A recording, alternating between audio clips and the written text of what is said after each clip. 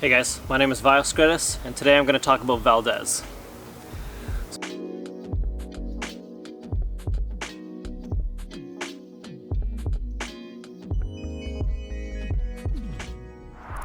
Valdez is a really powerful setup for tricking. It's like a back handspring, but you can do it from a scoot or a touchdown rise, and it's off axis, so it works perfectly for tricks. So Valdez is basically a macaco used as a power setup, like a back handspring, so you punch out of it.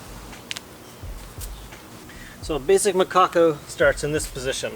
Most triggers twist to the left, so I'm going to talk about it as a left side trigger. Your left foot is straight, and your left hand is already on the ground behind you. So for a basic macaco, this is how you want to start. Start with your left leg out, because you're going to kick this leg up and over, and then you're going to land on that leg. The most important part is to get your hips up. It's not just kicking your leg, you need to get your whole hips to rise up to this position, so you can try just getting to this position here. So up and back. Let's get your hips as high as you can. And then when you throw the Valdez, take this arm, you're going to swing it up, arch back and watch your arm go over, and kick your leg at the same time. Hips up.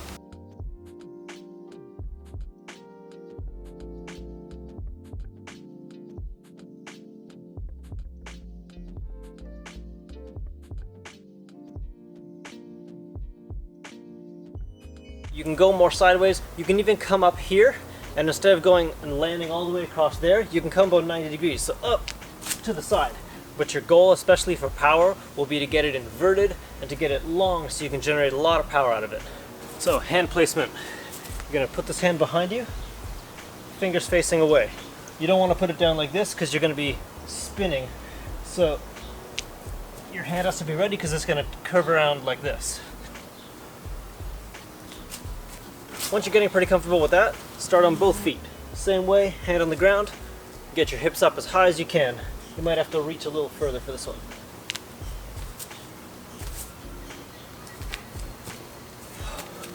So try landing on your left leg, your right leg, and then on both.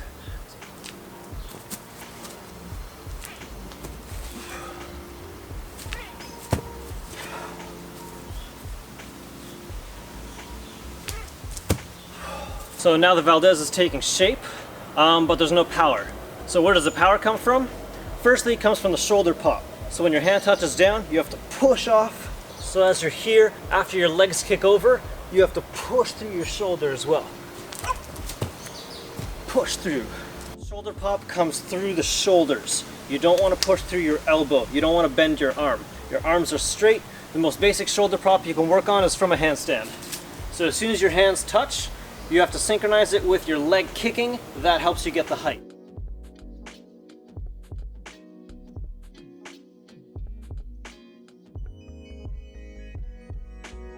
So besides the shoulder pop, the next thing you have to do to get more power out of it is simply to just put more power into it.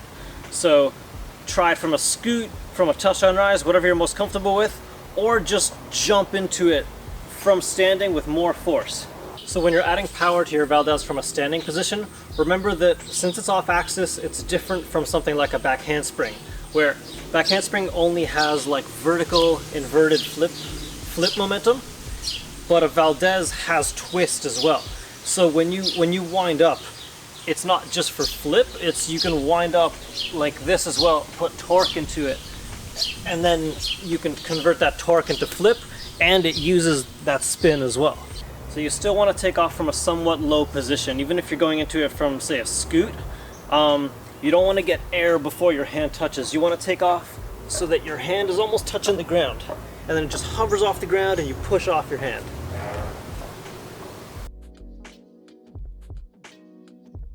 So no matter what setup you're going into it from, start low.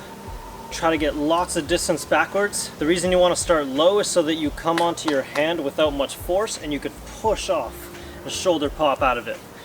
A common problem I see with Valdez is that people use the bounce too much and they don't really set fully into it or out of it. So when you're doing your Valdez, when you're jumping into it, try to get as much distance as you can. You want that length so that you can turn that into height by blocking. Secondly, when you're coming out of it, when you push off your hand and you're kicking your back to your feet, pull your chest back and you want to really set. depending on your twisting style, some people don't set as much, but you at least want to pull your chest back.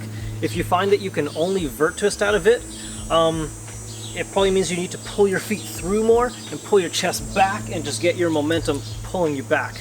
Because if you snap down too much and you don't push through, you'll end up only being able to vert twist, and you won't get the full use of the power pulling you through. So I hope you found this breakdown helpful and find some of the tips useful for getting more power out of your Valdez. Check out part 2 because I'm going to talk about more creativity and more uses and different ways to do Macaco and Valdez.